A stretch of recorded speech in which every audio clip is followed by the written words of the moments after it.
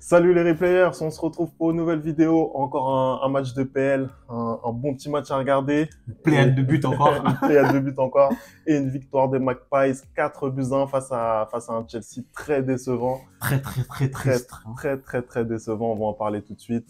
C'est parti, on y va.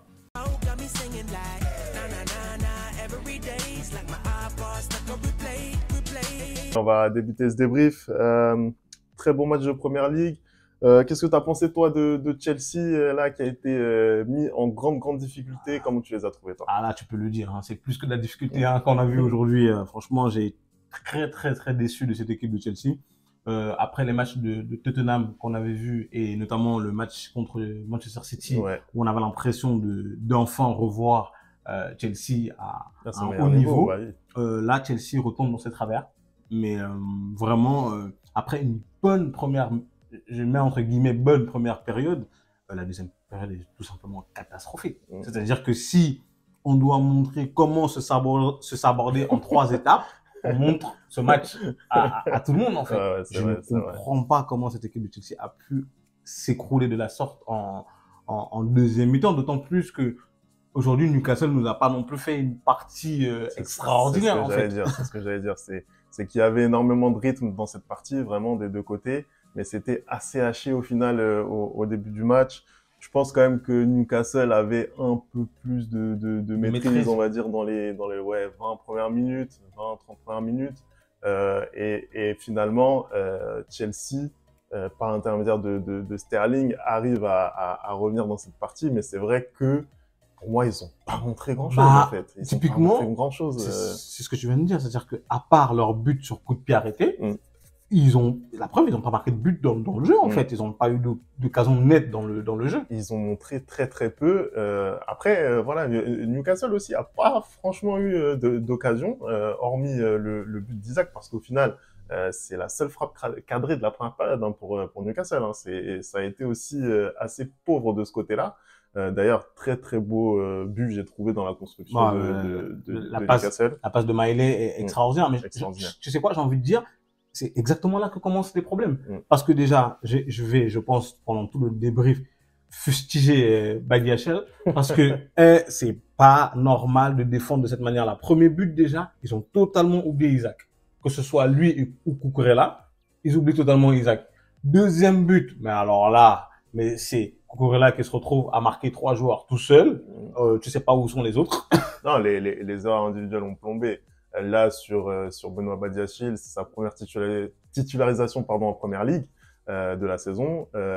Voilà, il Il arrive fait dans pas un une bon match. équipe, Hein. c'est pas évident. Voilà, il arrive. Je pense qu'il faut être indulgent quand même avec lui. Bah, je sais pas quelles sont ses prétentions, notamment au niveau national, s'il compte un jour jouer en équipe nationale, mais il faut très vite qu'il se remette à l'endroit, parce que là, ce soir, 3 buts de Chelsea, et c'est pour sa pomme, pour moi. Ouais, je suis assez d'accord. Il fait un match compliqué. Après, tu regardes aussi, hein, Thiago Silva, c'était la caution vraiment de cette équipe de Chelsea. Et Et, aussi, et il commet l'erreur. Donc, c'est vrai que voilà, ça a été un match sans pour cette équipe de Chelsea. Après, effectivement, pour moi, c'était assez équilibré, on va dire, en première période. Je partage ton analyse. Pour moi, c'était pas catastrophique de leur part.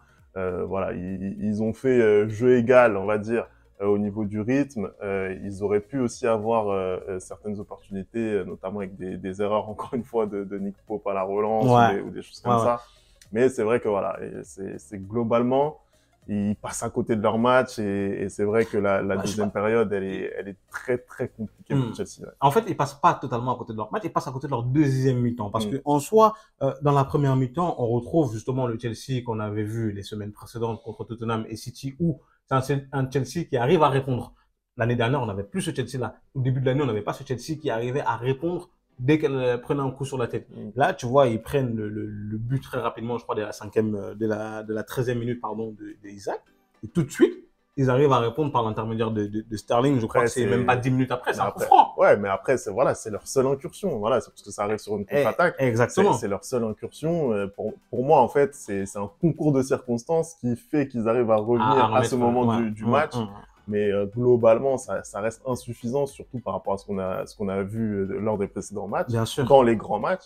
Et moi, je suis pas d'accord là-dessus. Je dis que par rapport à ce qu'ils ont montré. Moi, ce que j'ai vu, ne serait-ce même qu'en première période, pour moi, c'est insuffisant. Je suis désolé. Après, oui, non, je suis pas en train de te dire non plus que c'est le niveau de Chelsea qu'on a vu ces dernières semaines. Non, non, pas du tout. Mais je trouve que vraiment, aujourd'hui, en fait, c'est plus une défaillance individuelle ou collective de la défense qu'une défaillance de l'équipe entière. En fait, je trouve vraiment que en fait toute la défense, que ce soit Badiashile, que ce soit Thiago Silva ou que ce soit Reece James, en fait, vrai, ils ont plombé Chelsea parce que Reece James aussi, il rate son contrôle et finalement il fait une deuxième faute qui n'avait pas lieu d'être, qui amène un carton rouge. À ce moment-là du match, c'est incroyable de faire cette erreur. Exactement. Et à partir de là, je suis désolé, mais c'est plus possible pour Chelsea de faire quoi que ce soit en fait.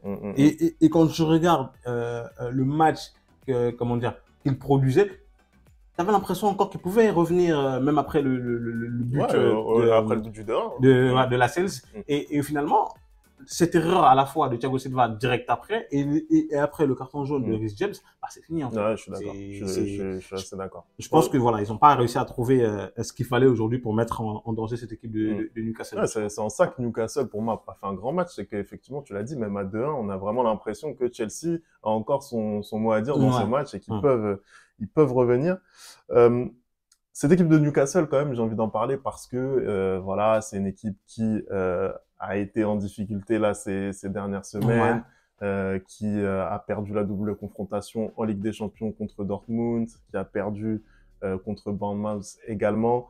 Là, ils ont quelques absents. Longstaff qui n'a pas joué, Dan Burn qui n'a pas joué également, plus voilà la suspension longue durée de Tonali. Après, il y a Isaac quand même qui revient. Il y a le retour de Isaac qui, à mon avis, leur fait du bien. Et effectivement, ouais, par rapport à tous ces absents et tous ces vents contraires, on va dire, je trouve qu'ils ont bien réagi. Ils ont mis de la volonté. Au pressing, ils ont été très agressifs et ils ont été aussi portés, bien sûr, par leurs supporters dans ce stade-là. Donc c'est très ce que tu dis est juste parce que je trouve que c'est ce qui les caractérise, ce pressing vraiment constant qu'ils ont justement réussi à faire contre Paris, notamment lors de la victoire 4-1 en Ligue des Champions. On a Gordon qui est vraiment mais totalement transfiguré par rapport aux joueurs qu'il était à Everton, c'est-à-dire que la profondeur qu'il arrive à prendre. Aujourd'hui, on a 2 buts qui viennent de lui en étant passeur décisif et finalement le dernier but. Un but incroyable. En plus, la passe folle d'Almiron. Exactement. Du pied, c'est incroyable. Joelinton aussi, que je trouve vraiment très bon. Guimarães, on en avait déjà parlé contre Paris Saint-Germain aussi. Ce milieu de terrain, vraiment, il est très performant. Quand tu vois cette équipe de Newcastle aujourd'hui comme ça disposée et de Chelsea 4 buts à 1 alors qu'ils n'ont pas fait un gros match, est-ce que toi Parisien, est-ce que tu as peur Est-ce que tu as peur pour mardi au Parc des Princes? Écoute, Anderson, pour être tout à fait honnête, sincèrement, je suis serein. Je suis serein. Voilà, je respire sereinement après ce que j'ai vu en tout cas aujourd'hui. Non, pour être plus sérieux, c'est vrai que bon, tu l'as dit, ils ont énormément d'arguments au milieu de terrain, devant, voilà, ils comptabilisent le retour d'Isaac, donc ça va leur faire du bien. Après voilà, en face, il y a une équipe du PSG qui va jouer à domicile. On sait très bien que c'est une équipe qui, voilà, à domicile depuis le début de la saison, fait très mal à ses adversaires. Hier, ils ont pris leurs 2 premiers buts au Parc des Princes depuis septembre. C'est vraiment une équipe qui, voilà, à domicile est très compliquée à jouer, PSG. Contrairement à Newcastle qui a du mal à se déplacer, qui a du mal à voyager. C'est vrai. Mais est-ce que tu penses que on peut se fier à ces paramètres-là si Newcastle arrive et rentre dans le match comme ils l'ont fait à St James Park avec un pressing vraiment qui suffoque Paris, tu vois? Après, de toute façon, le PSG, c'est une équipe qui a du mal à rentrer dans ses parties. Donc Newcastle, ils vont essayer de mettre en place ce pressing. Si le PSG n'arrive pas à conserver vraiment le ballon et à s'installer dans le camp des Magpies, ça va être très compliqué. Et je suis sûr que Newcastle va venir avec cette intention-là. Dès les premières minutes de mettre la pression sur cette équipe parisienne. On a vu aussi le Milan AC qui a fait de même, qui a essayé vraiment tout de suite de rentrer tambour battant dans cette partie en faisant un énorme pressing. Donc, ils vont essayer. La question, c'est de savoir est-ce qu'ils vont être capables de tenir ce rythme pendant à St. James Park, ils ont réussi. À St. James Park, ils ont réussi à le tenir. Ils bon, ont après, réussi. Ils étaient portés par c'est ça. Là, ça va être aussi. un autre contexte. Voilà, là, si tu te prends derrière les vagues de Dembélé, de Mbappé, ça peut faire très après, mal. quand je regarde, on va revenir à la rencontre du jour. Quand je regarde finalement Chelsea, en effet, je pense qu'ils auraient peut-être pu faire mal à Newcastle en procédant, comme tu dis, par vague, parce que on n'a pas vu un très grand Newcastle aujourd'hui. Leur prestation est très loin de ce qu'on a vu, de ce qu'on a pu voir notamment contre le Paris Saint-Germain. Ouais. Et je trouve que ils n'ont pas vraiment été mis en danger aujourd'hui, et c'est ce qui explique un peu le score et finalement la physionomie du match, parce qu'en deuxième mi-temps, je sais pas ce qui s'est passé, je sais pas si en fait les erreurs successives plombent totalement le moral des Blues, ou est-ce que c'est vraiment Newcastle qui est vraiment au-dessus et Chelsea qui retombe dans ces travers d'avant du début de saison. Ouais, c'est compliqué à dire, c'est compliqué à dire. Je pense que voilà, il faut pas l'oublier aussi, c'est un match qui est situé encore une fois entre une trêve internationale et la Ligue des Champions. Chelsea, ils ont pas mal d'internationaux aussi, moins qu'à Newcastle, donc ça peut expliquer aussi certaines choses. Mais c'est vrai que voilà, là on a aussi bien une équipe de Chelsea décevante qu'une équipe de Newcastle qui n'a pas surnagé pour moi et qui voilà, a un score quand même qui est très comment dire, qui est très flatteur par rapport à ce qu'ils ont montré. Donc voilà. Après, tu sais, depuis le début de la saison aussi, on dit que ouais, Newcastle passe par des phases, c'est un peu compliqué pour eux, tout ça. Mais finalement, quand je regarde le classement, je vois que Newcastle n'est qu'à 6 longueurs de Manchester City. Tu vois, ils sont dans le coup. Voilà, ils sont encore dans le coup. Finalement, coup. Malgré les quelques difficultés, les quelques tourments qu'ils ont eus, ils sont toujours dans le coup. Comptablement, ils sont dans le coup. Et la victoire d'aujourd'hui, elle leur fait du bien, vraiment. Ils remontent à la 6e place. 6e place. Chelsea, voilà, qui aurait pu se rapprocher de cette équipe de Newcastle. Ils auraient pu revenir à 1 point de Newcastle s'ils l'avaient emporté. Au lieu de ça, ils sont toujours englués dans le milieu de tableau. Et encore, je pense que si on a une victoire de Brentford ou de Wolverhampton, ils vont descendre à 10e, 11e, voire à la 12e place. C'est très compliqué pour les Bleus. Franchement, j'ai été assez surpris par leur prestation aujourd'hui. Je veux pas te mentir. Quand on a regardé ce qu'ils avaient fait, notamment dans les matchs précédents, je me suis dit que ça allait être un match un peu plus abordable pour Chelsea aujourd'hui, mais force de constater que ça n'a pas été le cas. Je suis encore une fois de plus, je suis très déçu par Nicolas Jackson, que ce soit en équipe nationale, que ce soit à Chelsea. Je trouve vraiment qu'il a besoin de passer ce step-là. Aujourd'hui, il n'y arrive pas. C'est vrai. Bon, en équipe nationale, c'est encore différent parce que je pense qu'il n'a pas le statut et le confort qu'il a à Chelsea. À Chelsea, il enchaîne les matchs en tant que titulaire. C'est moins à quoi bon à quoi bon, c'est la question. Mais en tout cas, il a moins ça en sélection nationale. Mais c'est vrai que ouais, il doit faire mieux. Et il doit apporter un peu plus. Il doit permettre justement à ce bloc de Chelsea de pouvoir remonter, de pouvoir s'appuyer sur lui. Il le fait pas suffisamment. Il passe à travers encore une fois aujourd'hui, donc c'est compliqué.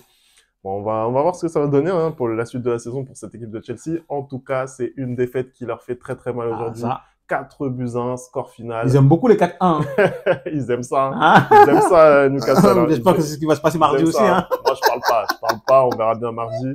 D'ailleurs, ça va être notre prochain rendez-vous sur la chaîne. Merci d'avoir regardé cette vidéo. On n'oublie pas, bien entendu, les bonnes habitudes. @lereplayfoot pour nous dire ce que vous avez pensé de ce match.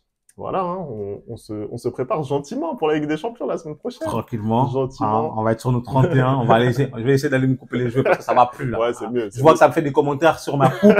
Ça fait des commentaires sur mes coupes de cheveux. Je vais essayer de me rendre beau pour la Ligue des Champions. Voilà. C'est mieux pour toi. Allez, on se retrouve pour une nouvelle vidéo. Ciao.